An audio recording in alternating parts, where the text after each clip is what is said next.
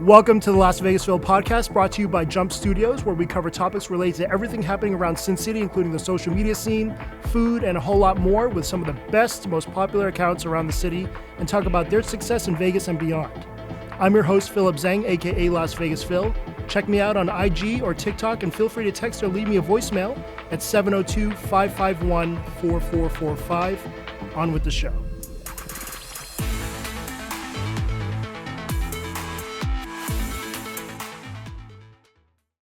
What's up, guys? Welcome to this week's episode. Super excited to have a guest to this week. Talia, better known as Tals, is a bona fide social media success with a rise to Vegas TikTok fame starting in March of 2020. Her uniquely witty and interesting takes have captured the attention of so many in Sin City and beyond. Question I am not surprised to ever be asked is if I'm friends with her. And I know I mentioned this in a previous episode we did over a year ago. But to some of my friends' daughters, my only claim to fame is appearing in one of her posts for 3 seconds. So through her amazing knack for blowing up posts on TikTok, she's parlayed this into a successful career as a full-time influencer and social media manager, from food to entertainment to fashion, which is not an easy task. I give her a ton of credit for being so great at multiple genres. One of the biggest reasons why voiceovers have become as big as they are is because of her. And she's a bigger inspiration to me as to why I even started doing this in the first place. Currently at 195K followers on TikTok and a whopping total of over 8 million likes from all her posts and 27K on IG. Welcome, Tals, to the podcast. Wow, what an intro. Oh my goodness. What's all true? Crazy. I mean, can you write my biography? Yeah. Yeah, I do this. $1 a word. Anyone wants to do it. Deal. All right. How are you? I'm great. How are you? Good. I've been going through your feed. You're kind of on a heater recently. You just explained to me what a heater was. A heater, for those that don't know, for the youngins that don't know, if you're gambling and you keep winning, you're on a heater. So seeing a ton of 6-figure views, 7-figure views. You went back-to-back 2 million on a couple of posts recently. How's that feel? Oh man, like it feels relieving because like we're going to talk about it a little bit more, but I was feeling not so great about TikTok just a few months ago. So to see those numbers and feel good about my content like brings me so much relief and like kind of confirmation that I'm doing something right and that I'm like right where I need to be. Yeah.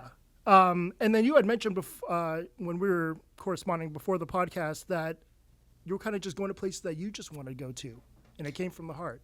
Yeah, for sure. Like, I think that's probably one of the biggest reasons why we're seeing that kind of like engagement, because you can see how excited I actually get about the place instead of it being like, oh, like, yes, I did get invited here.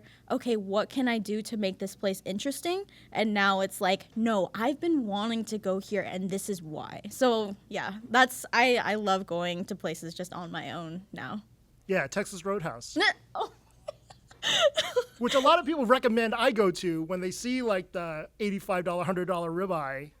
I should go there. I know. So Texas Roadhouse was because so me and my friends, it was a whole joke because we were in Costco on St. Rose in Henderson, and there was a Texas Roadhouse in the same parking lot. And so my friend said, what? There's a whole ass Texas Roadhouse down here? And we just kept making fun of it. We're like, no, it's a quarter of a Texas Roadhouse. We're like, it's not one half, it's one whole ass Texas Roadhouse. So then we decided to finally go to said Texas Roadhouse. And I wasn't going to make a video, but I was like, dang, I haven't been here in a long time. I don't remember any of this stuff. Why is everything so over the top and indulgent? Like, as soon as you take, like, one bread roll, they'll give you a whole other basket. As soon as you finish, like, 2 sips of your drink, they'll give you a whole refill. So I'm like, okay, I don't remember this. So I just started making a video of it, and I did not expect it to do any numbers. And now it has, like, I don't even know, it has, like, hundreds of thousands of likes or something. Mobs of your followers have gone... They're probably like, what the fuck happened? Texas Roadhouse, hit me up. I love your bread. One thing I really love about this podcast is that not only is this quote unquote a show, but it's honestly a great time to have a real conversation with people like yourself. Most of the time we're at an event where it's hard to kind of catch up. I think the last time we saw each other, we were at Karaoke Q, and we were chanting bulgogi as you were holding a plate of bulgogi. I was like 3 bottles of soju deep, but yeah. Everything is a spectacle once you're 3 bottles of soju deep. I didn't even expect that either. I just wanted some bulgogi. Well, more importantly, no, my boyfriend wanted bulgogi fries, but he was too scared to ask because, it's not his event. So I'm like, okay, like I'll film some bulgogi fries. I put in the order, it comes out. And so this giant platter of bulgogi fries starts crowd surfing over the 20 people in the room. And I finally hold it above my head. And now all the eyes are on me and everyone just starts chanting, bulgogi, bulgogi. I was like, I'll go with this. And so, yeah, I don't know how it happened, but And every server was getting a round of applause as soon as they walked in for anything, napkins, water. Oh, yeah, it was great. We were the best hype men all night. Yeah, and I keep on looking at the social media, and I see clips of that evening all the time. And, yeah, all right. So when we spoke last year, you consider yourself kind of a newbie to all this. How do you feel about where you are now? I definitely feel like I'm in a different place. I think, it was like a year and some change since we spoke, and I definitely feel like I did a lot of growing in that point. Like when you first asked me to go on your podcast, I was so like nervous. Like I'm nervous today, but it's like I felt like, I didn't have anything to talk about, like I feel like I was still getting like my bearings, and I was like, oh, what do I even like say? But now I feel like I have a lot more to add to the conversation. Totally. And I think one of the biggest questions with people your age, they come up to you, they want to do what you do, right? For sure. So, I mean, you literally went from 0 to 100 within a year of blowing up. Kind of rare air for a lot of the influencers. Kind of like me or Paul, we had a couple years to settle in before all this shit got crazy. And so, yeah, clearly you were a magnet for interest, and I'm sure you hear it all the time. They want to have your job. What do you say to them? It's so hard. So I kind of thought of it this morning when I was thinking about that question. Like, when someone wants to go and get fit in the gym, like they can't just go. They have to want to go. So that's kind of the same thing for social media. If you want to grow on social media, you like have to want to do it. And so me teaching you is just half of it, but the motivation is like the other half. And people don't realize how much work and time and dedication and how much rejection you have to face to get into that. And so I can tell you about like, use this sound and like this and that and blah, blah, blah. And like all the steps that I take to try and make a successful video. But if you don't want to do it and if you don't want to put in the work every day, then there's no point in doing it, You can't just be like a one-hit wonder like once a month.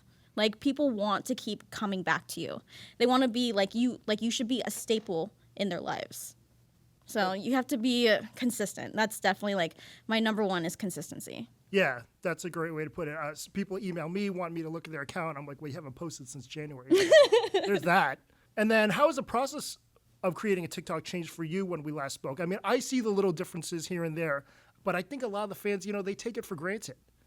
For sure. Yeah. Like when we spoke, before, my process is a little bit different. I still do go off of notes, but I kind of looked back at my content when I was kind of in a slump, and I was like, even I wouldn't watch my own videos. So what do I want to do that will, make me excited about my own videos again? So I looked at my favorite creators and I'm like, what are they doing that I like? So what should I do to replicate that? I was just so desperate. I felt brain dead. So I did an analysis of a few creators that I admired, and I realized they're just having fun with it. They're not looking too deep into it. They're showing their perspective through their eyes. And to be honest, that's what I wanted to do in the first place, but I feel like I kind of went down this road of being a foodie. And the thing is, I love being a foodie, and food is a big part of my life, but I felt like I was Yelp with a voiceover, So I just want to be Talia, not Talia the Vegas foodie. I just want to be Talia. Oh, she lives in Vegas, she loves food. It's not oh, I want to go out to eat at a restaurant. It's more I want to hang out with her. So I just want to take my friends along, my virtual friends along with me, and eat some lunch with me. And this is why I think this place is awesome. And even if I don't want to post about a restaurant, I'll post something else, I kind of just want to take it away from being super formal to being myself and informal. I think you say great. I mean, you really have to be your own biggest fan, because if you're not, no one will be. Exactly. Yeah. A lot of people do want to hang out with you. What are your DMs like? I mean, like in the beginning it was a lot of like, hey girly, I just moved to Vegas, like I would love to go eat with you. And then it was also a lot of dudes of like, hey, you should take me with you next time you go somewhere.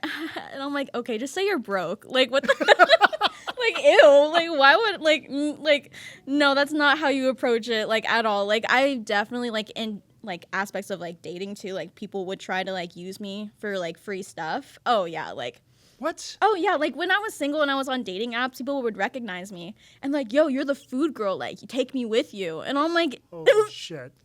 no, that's I get the ick, like that's the ick for sure. But yeah, no, like even so my DMs are still a mix of like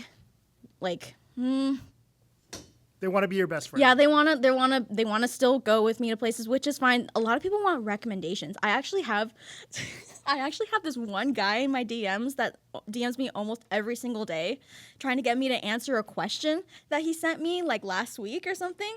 Like so it was like, yo, I went to so and so.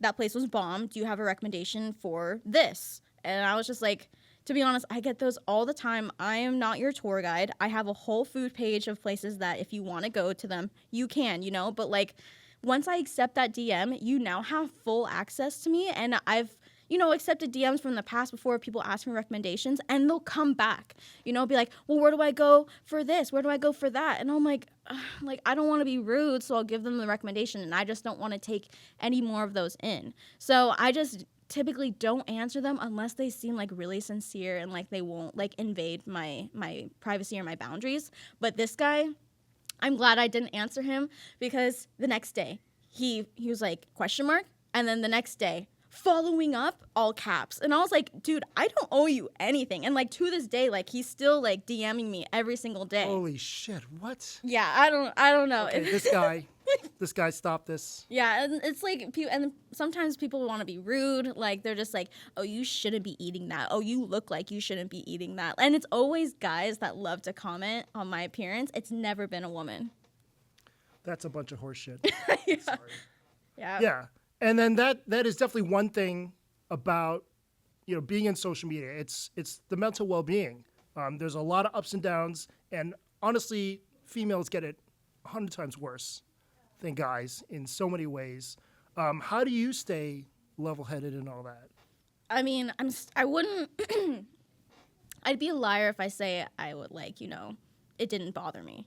But of course it does bother me. Like I'll get comments from like sometimes I'll say a word wrong and then I'll fall onto that side of TikTok. So say like I went to a Mexican place and I mispronounced something because I don't speak Spanish or, you know, something like that. And then I get onto the Hispanic side of TikTok and they're like, who are you? Like, why are you saying this? Like, oh my gosh. And they'll like make fun of the way that I pronounced it. And then like, I used to get really in my head about it, but I'm like, you know what? I really don't owe them anything because like at the end of the day, this business is getting people going, like coming in through the door, and I'm like, my video is doing well. Like it obviously made some side of like TikTok, and it's making people feel some type of way. So I try to think of like, okay, you're commenting, you're making fun of me, but you know what? That comment is still engagement. And so the engagement makes it stay on the For You page a little bit longer. And you know what? I still make money off of those comments, views, and likes. So that's one of the things I say to myself to help me get through it. But another thing is like, I did have like a therapist for a bit, and it was something that I brought up to him is like,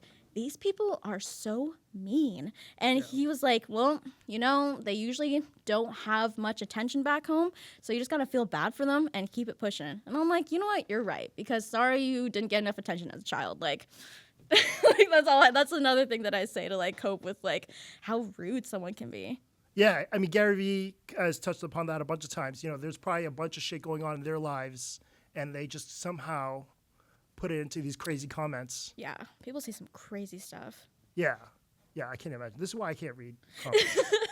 I know, I probably shouldn't, but the thing is, comments are actually my favorite thing about videos. Oh. Yeah, it's my favorite. I feel like I'm talking to my friends, but then there's like the people that just say the most random stuff. So say like, oh, I went with my boyfriend Cody to this Japanese restaurant, and someone's like, my name's Cody. And I'm like, okay. What is that? Right. Okay. Right. Well, the most recent one, I'm a white guy. I know. Right? Oh my. Did that happen? Yes. Shit. Goodness gracious. I know my most recent video was like it was like a little bit of a joke of like, okay, so like my boyfriend is white, like that's just a matter of fact. I'm Filipino. And so he actually hasn't tried like quite a bit of foods before he started dating me. So I made a joke. I'm like, as a woman with a white boyfriend, I try to make him widen his horizon. So I took him to like, a Hawaiian place. But then it turned into people of like, don't make, having a white boyfriend your personality. And I'm like, what? What are you talking about? Like, this is the first time I've ever said my boyfriend is white. Yeah. But what an opener. Yeah, right? You gotta have that hook. Yeah, that's also another thing that I look for in a video is like, do I have a hook? Like, 7 out of 10 times yes, but other times I'm just like, come with me to get Korean barbecue. Like, right. So, and then now, I mean, beyond influencer stuff, you are doing a lot of social media management. Let's talk about how that came to be and what that experience has been like for you. I do get a lot of questions in my DMs regarding that. I mean, like, how did you get your clients? And to be honest, like I feel like my path is a little bit different than other people's paths because mine was all word of mouth. Like, I didn't have to pitch myself to anybody. And that's like, it's hard for me to tell someone else of like how I got where I am because I was just referred by people. So like my first client ever is because one of my TikToks for them went viral and he was like, well, can you just run my social media? So I started doing that. And then, when I was going viral on TikTok, other restaurants were DMing me. I made a video for them, would go viral. They want me to run their socials. And then through that, I would be meeting people who were like, oh, well, I work for so-and-so company. We need TikTok. Can you do it? Sure. And so that's kind of like how I grew my clientele, like to the point where we're literally in this studio and I run a couple accounts for this agency. Like, it's kind of crazy. Yeah, totally crazy. What was your first account? Me Diet, this vegan restaurant in Vegas. Yeah. I'm not even vegan. And then I often wondered, if social media management do you foresee this as a career? Do you think this is more of a stepping stone to something else? I'm pretty transparent with this of like, yes, like I do see it as a stepping stone, but I don't see it as like a brief stepping stone, if that makes sense. Like I kind of want it to be like a slow transition because I don't want to just be like, okay, well, peace out, everybody. Like, no, like I've built these accounts. I love my clients and I love what I do and I love being creative, but also I do want to take some of my creativity and use it, for myself, and that who knows what that could be like right now. Like I'm thinking YouTube. Yeah. Yeah. I mean, ideally, if you get a more financial independence by not doing the social media management stuff and just pick and choose what you want to do. Exactly. Yeah, I think that's awesome. So you're thinking shorts, long format? Both. So like about a month ago, I started like scheduling YouTube shorts to just like get out there. And like you've commented on a few of my videos. Yeah. So I was like, oh my goodness, like I really want to get advice from you on how to make like a short pop off because you've gotten some crazy ones. So Salt Bae is it. Honestly, I've probably gotten at least 20K of my subs from Salt Bae. How many subs do you have now? Maybe 27. Oh my goodness. Yeah, so one went off, the initial Salt Bae one went off for like 17 million views. It's still going. 17 million? Yeah. Oh boy. Crazy. Yeah, some of my biggest ones are the Salt Bae videos. Yeah. But the thing is, shorts is a minute cap. So I have to cut it down, which means I would cut it down, but my like voiceover, I would have to redo the voiceover, and I don't want to because I love the way that I spoke. But also, people got really mad at me in that video too because I said I pre-gamed with pizza before I went to Salt Bae's, and I didn't explain why because I feel like I didn't have enough time. And the reason why I ate pizza before I went to Salt Bae's is actually because we were told like, dude, it's so expensive. Like I left hungry, I ate afterwards, so we're like, okay, we'll be ahead of the game. So we'll eat before. And so that's why I ate before I went to this fancy restaurant because I was scared I wasn't going to eat enough. But people were like, oh, you're just a fat ass. Like, oh my God. Yeah. Yeah, we ended up going to ramen show too after. I was still hungry. Oh my goodness. Yeah. You should have put that in your video. I know. Maybe I can remix it all. And that's something we said as well. I mean, like when you bring up the pizza thing, there's automatically a question for them like, what the fuck's going on here? Yeah, they're like, what the heck? Why are you drinking soju? Why are you eating pizza? And I'm like, well, it's my life, so. And they're like, well, you're so dumb for spending that much money. But the thing is, I posted the receipt, which I usually don't do, but this was such a crazy price. I wanted that kind of like shock factor. But if you can see clearly on the receipt, it says party of 7. So I was with 7 people, and it was like a $900-ish bill. So when you split it up, it's like $100-ish per person, which is not terrible for something so crazy as Salt Bae. Yeah. Yeah. It's funny. I was just out of town and seeing the prices for dinner. It's like everything seems so cheap. You know, we've been in Really? Vegas for so long. So what are prices like when you were gone? $50 ribeye seems reasonable to me now. Oh my goodness. I was like, I thought you were going to say like tacos were like $2. No. I mean, that'd be amazing. I'd buy 10 then. I know. So, I mean, going back to social media management, like you never really had to pitch yourself. I mean, no introduction needed. You'd sit down. They know who you are, which is amazing. And I think that's a very clear line between social media managers with their own following versus those that don't. The ability to not have to rely on other influencers is extremely important. I definitely feel that way. And perhaps due to scheduling or whatever, I mean, you can blow up the food item yourself if no one else is there. I mean, social media managers that come up to you that don't have a following, I mean, what do you say to them? Usually the people that don't have a following themselves, they usually work for an agency already, you know? So like you've gotten the emails, you've gotten the whatever. Yeah. And they're like, "Oh, do you mind coming in and making a post?" And I'm like, "Okay, but you know what's funny? I actually don't, it's not that I avoid it, but I don't really put my clients on my feed.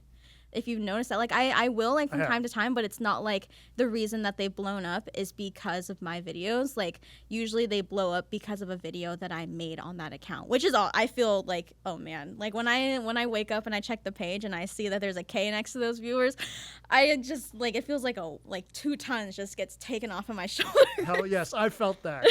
I need to see the K too. Yeah. But yeah, it's cool. Like, but that's another thing though. Like some PR agencies don't know boundaries. Has that ever happened to you? Yes. Yeah, I mistakenly have given my number to a couple of people, and they find it appropriate to hit me up at like 9:00 at night. About what? Going into their clients, and I'm like, dude, yeah. Oh, terrible. Yeah, no, I'm like, okay, like 9 to 5, that's business hours. Like, you know, even if it's like 7 a.m., I don't care. But if it's past like 7 p.m., like, relax, like, chill. Like, we can talk about this later, like, you know, but like, you don't have to call me at like when I'm at the gym or something, you know, like, that's like something that I've been trying to figure out is boundaries.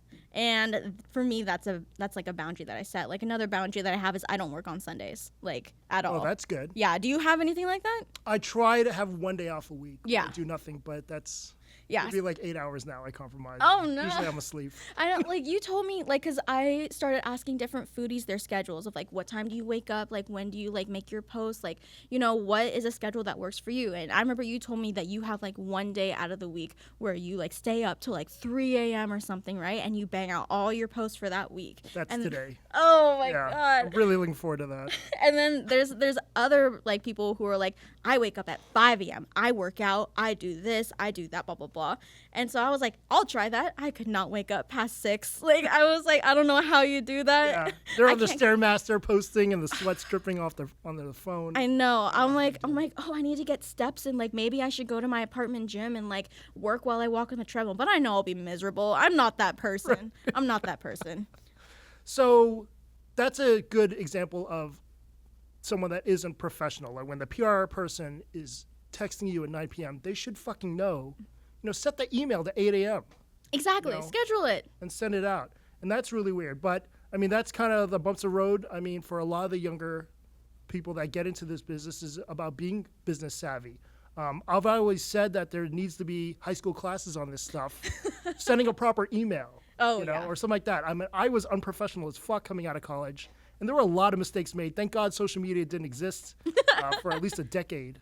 And so, I mean, what has that been road like for you going from college into a professional environment? I don't know if it's really that professional here, but I mean, low-key, like, I feel like, you know, social media and like the work that I do is somewhere between of like casual and professional. So I like that I have a little bit of leeway to like accidentally mess up a little bit, because I definitely have. Also, like you mentioned emails, I hate emails. I hate emails so much because I actually went to school for hospitality, and one of the courses we took was like, it touched on how to write a formal email, and I don't remember a single thing. Sorry, Mom. Like, I know it's like, sorry, Mom and Dad, but I really don't remember how to like write an email. And so they're like, oh, we're like, this brand will email like, we're inquiring about a potential collaboration for your da da da da. And I'm just like, me like, yes, thank you. And then I just send it. And I'm like, dang it, I don't know how to write an email. So then I'm like literally Googling. I'm like,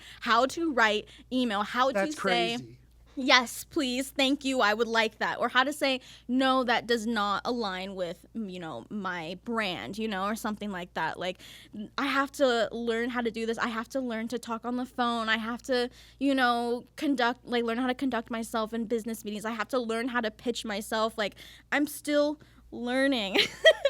I'm not perfect at it. Like right now, like, I feel comfortable with you, so I can like be this casual. But like if this were like a formal interview, I would be so uncomfortable. Yeah, I think I would too. I mean, I still feel like I'm learning all that stuff too. That makes me feel good. Yeah. Because I feel like professionalism is always changing. 15 years ago, you'd have to wear a suit to interview. Now you can get away with a little more casual. Yeah, and even though like it depends on the place too, Yeah, totally. Did you ever imagine this would be your life 2 years ago? No, not at all. But it's so funny because I've said it like a million times. I used to be obsessed, or still am obsessed with YouTube and YouTubers, and I always idolize them, but I never expected that I would ever make a living off of social media. And I remember I used to try to vlog, and I still have some clips of me trying to vlog, and it's so cringy. It's so cringy, but I never would edit it because I remember when I was in high school, I did edit a couple vlogs together, and I posted it just because, and then some people from high school found it, and they made fun of me, and that's a big reason why I don't post on YouTube, because I'm scared that people are going to make fun of me because I'm not good at editing. I know. It's like literally the biggest thing that's holding me back. My entire friend group will get on me. Like I'll start vlogging and then they'll look at the camera like, oh, are you finally gonna post? And I'm like, I don't need you to call me out right now. I don't need you to call me out. But they will. And the thing is, I'm happy that they do because I do need to get on it. Everyone is getting on me about posting on YouTube. So it's time. I keep saying it's time, but it's really time. But the stage fright gets real now. Oh, it gets really real. And also like, another thing about vlogging is like, it's long format. Like people really see what you're actually like, and I'm scared that people won't like me, Like that's why I feel like even in my voiceovers, I jump a lot. And like another thing is like, I'm growing up, I'm learning more things about myself. I really think I have ADHD. Like I'm like 99% sure that I have ADHD. So like I'll listen back to my voiceovers and it makes sense to me, but to other people are like, this makes no sense. What did you just say? You were talking about one thing and then you did not even address the other thing you were going to talk about. And I'm like, oh, oops, like, sorry. So I'm like, I think I need to be a little more transparent. But now people kind of just know me as the lactose intolerant girl on TikTok. So I know. What the fuck's up, Lactate? Come on. Yeah, Lactate, hit me up. Texas Roadhouse, hit me up.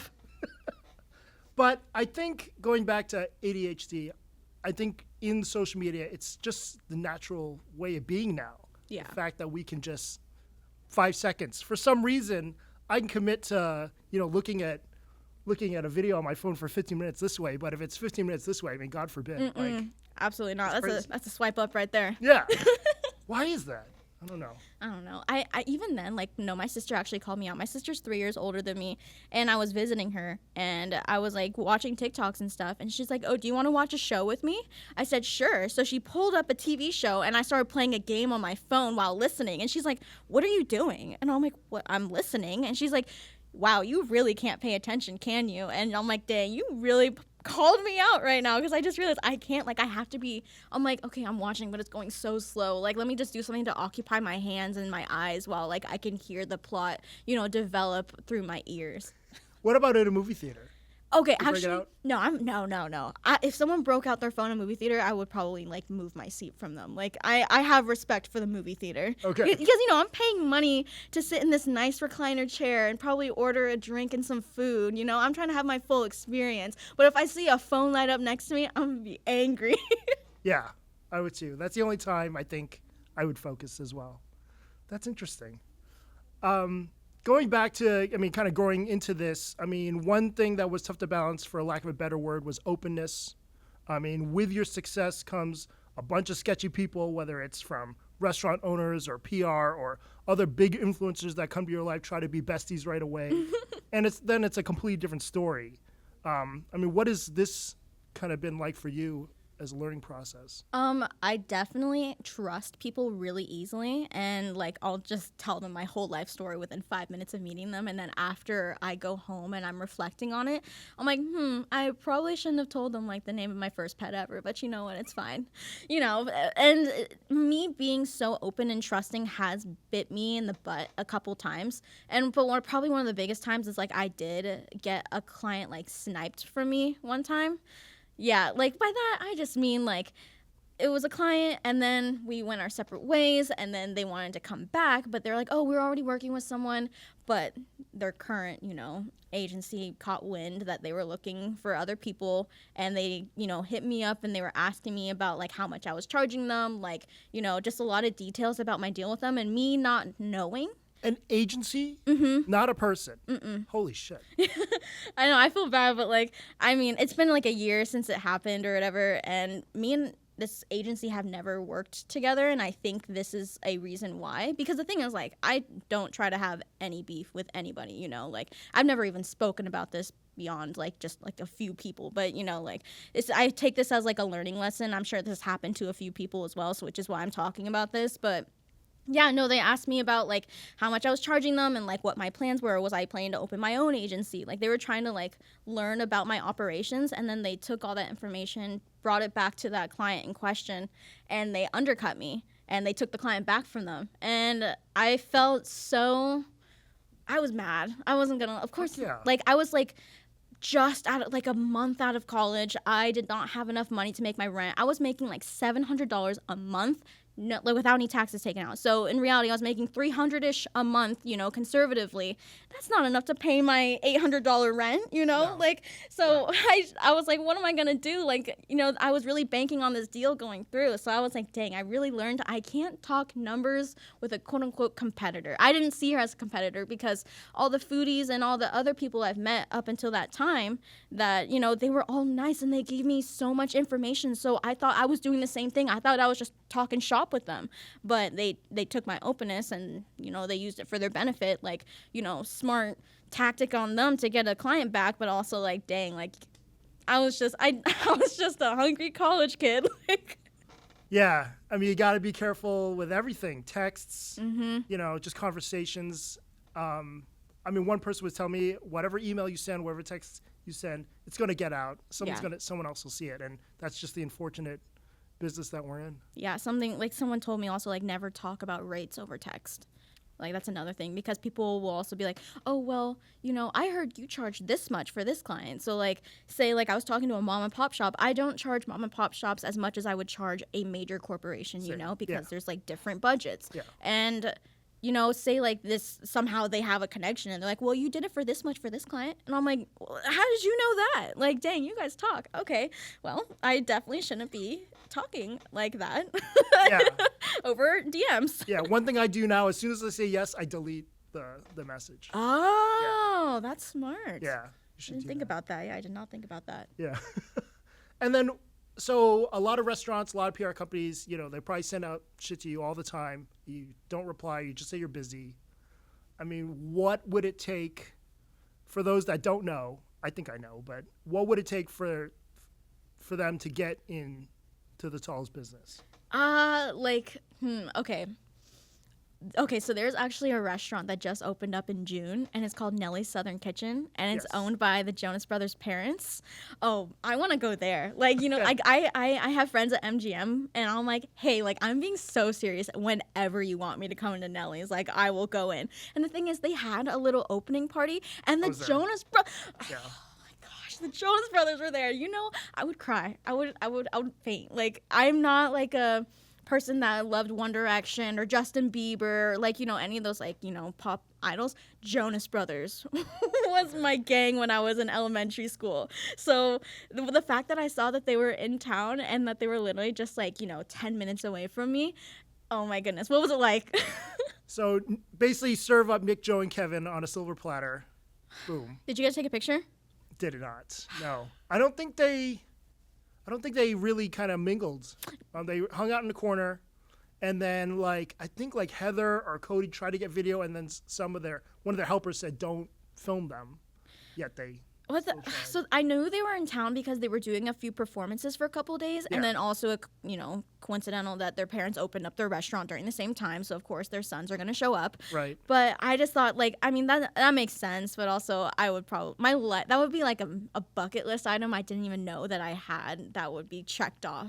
But to be honest, like for a person that wants me to make a video for them, something that would have to appeal to me is something that like is a little different, or they would let me do my spin on it. So like say it's like a rent, like an exotic car company, like let me do what I want with it. I'm not gonna do anything crazy, like I'm not crazy, but like let me make a weird video with it of like where I take it through like the drive-through or something, like something like weird, like let me take it to the drive-in movies, like something like a little off, but that's something that interests me. So like if they have that flexibility, I'm so down to do it. Like I've done like weird stuff, like I like to stand on chairs and like I'll stack like 5 burgers in my hands and I'll take a bite out of it. Like I don't know, that's the kind of stuff that I like to do. So if they're down with that and they're open to my ideas, then like we can definitely work something out. Okay. Yeah, and sometimes corporate America just isn't. Like the ones where you need to send like 2 revisions or whatever.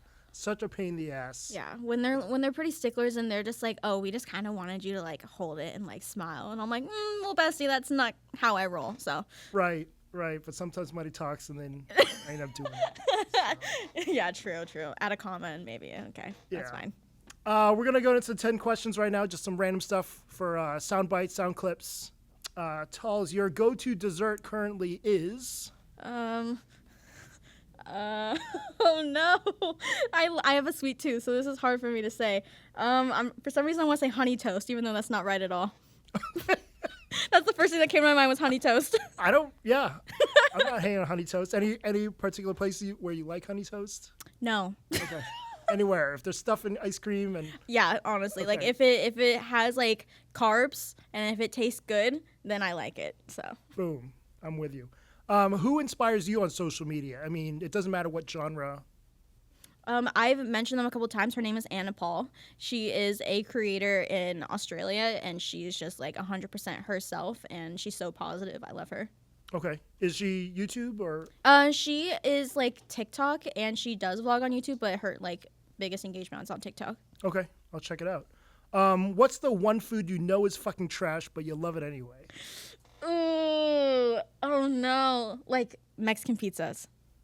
Mexican pizza. I love Mexican pizzas. Okay, so is Mexican pizza on a tostada, or is it actually like bread crust? No, it's like a tostada. Okay. But like the way that like the one that Taco Bell uses is like you can really taste the shortening in it. I don't know, but you can really taste the shortening in it, and so it's like 2 tostadas, and there's like meat and beans in the middle. It's wonderful. All right, I'm gonna look into that. With Paul Ryu sitting right in front of us, but I didn't expect him to be here. What do you like the most about working with Jump Force? Well, they really entertain my ideas. Like that's probably the first thing that comes to mind is like, hey, like, we had one client and they were, they were a dance show, and I'm like, well, I want to do TikTok dances and I want to do this and that and this, and they're like, okay, we made it happen. They went viral. Like, like they're not quick to say no. They're like, okay, let's see how it works, and then we'll go from there. Yeah, I mean that's one big thing about social media. You gotta take risks. Exactly. Yeah, in order to grow. Aliens land on Earth and demand you to show them a movie. Talia, name that movie. Oh boy, because the funny thing is my favorite movie is John Wick, but I don't want to show them John Wick. Oh yeah, I love the John Wick series. Okay. Yeah. Ah, dang. Probably something from Pixar because it's always wholesome. I don't know what it would be, but it would be Pixar. All right. What did you want to be when you were a kid? Oh, that's so funny. It would change from food critic to pastry chef to chef. Like it was, and then when I was in college, I just wanted to work corporate for a hospitality company. Was there a food that you didn't like when you were younger that now you're like, this is amazing? Ceviche. It's weird. I didn't like it growing up, but now I actually like it. And This is like a very recent like realization that I'm having too. Was there one spot where it was like, holy shit? It was actually at the Chancellor, which is in Tivoli Village. Yeah, the little hidden restaurant. Yeah, their menu changes all the time, but I'm pretty sure I had a ceviche there, and I was like, wait a minute, that's kind of good. That's awesome. Best vacation ever? I went to Europe for like 3 weeks. Oh, nice. Which countries did you hit up? Spain, Italy, France, Austria, Hungary.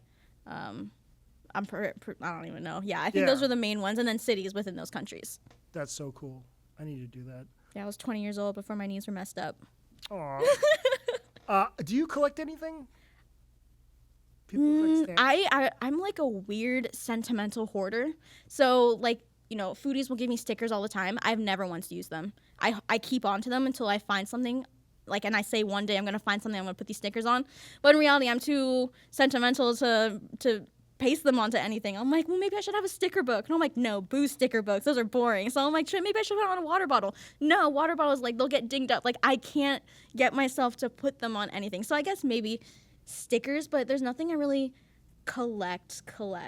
Like, I have random collections of a bunch of things. Actually, media passes. I love to collect VIP lanyards, staff passes, like wristbands from like Day in Vegas. Like, I like those. It reminds me of memories. Yeah, but I also have a travel journal of like every single time I go on vacation, I write every single day what I did so I can read in detail what I did in the past. That's all. Write with a pen and paper. Yes. Okay. Yeah. I don't write it anymore. I don't type. I actually handwrite. That's awesome. I know. Old fashioned. I was talking to one of my friends' kids. They're like 12 years old. They don't know how to write cursive. Yeah. Okay. So that's so funny because they stopped teaching cursive that year after I learned how to write cursive. So that was early 2000s. They just decided it's useless. Yeah. They're just like, no one does that anymore. And to be honest, like, it was weird for me when school started incorporating Chromebooks more than usual, like, I think that's for most schools, people use Chromebooks. And for me, I would use Chromebooks in high school, but maybe for like math and like English, and that's it. But when I got into college, I never turned in a written assignment. It was always turned in through Canvas, like online. Like, I just type it out and I submit it. That's it. Like that.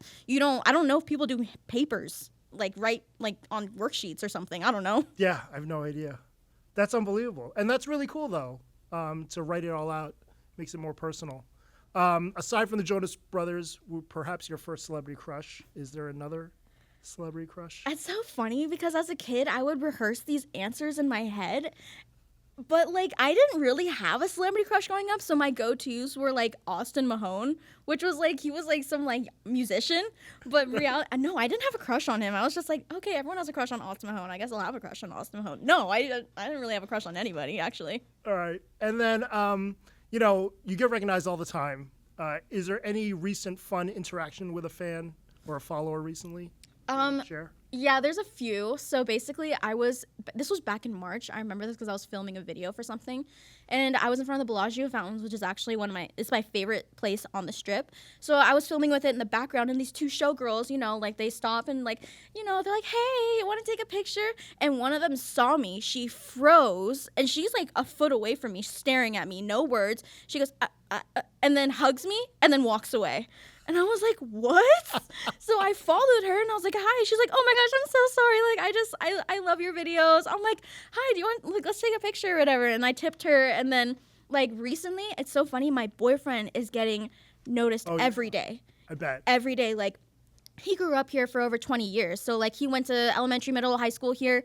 And people from high school are sending him my videos and being like, yo, is this you? Or, like, at his workplace, people will walk up to him and be like, hey, like, this is such a weird question, but, like, do you know this girl named Talls? Like, and he's like, yeah, that's my girlfriend. They're like, what? And then just before I showed up here, he just went to the dentist office, and the front desk person was like, yo, bro, I didn't know that you were dating a TikToker. Oh, my God. I'm like, oh, my goodness. And, yeah, like, people, like another front desk girl DM'd another worker who personally knows my boyfriend, and like, hey, isn't this our patient? Like, this is like, it's happening like almost every day for him now that he's getting like noticed. People actually think he looks like Keith Habersberg from the Try Guys in my comment section. If we can put a picture of Keith and a picture of Cody, like, they're both white dudes with mustaches and glasses. So I mean, I guess. Shout out to Cody. Shout out Cody. Anyone needs personal training? Yes. He's the guy. That's right. Or eyeglasses. He's actually switching jobs. Oh, eyeglasses. Yeah, he's going to be a rep now. Oh, nice. Nice. Me and Paul should go shopping for glasses. Yes. Yeah. Some awesome frames. That about wraps up the show. Talia, anything you want to plug? Subscribe to my YouTube, even though I haven't posted anything yet, but I will, I promise. Boom. There you go. Done. And yeah, thanks for being on the show. This was super fun. Thank you so much for having me. And till next week, see you guys soon. Thanks for tuning in to the Las Vegasville podcast. For more information about me and where I've been dining recently, check out my IG and TikTok at Las Vegasville. Feel free to text or leave me a voicemail about anything you want, 702-551-4445. Stay tuned as a new episode of the show debuts every Monday morning.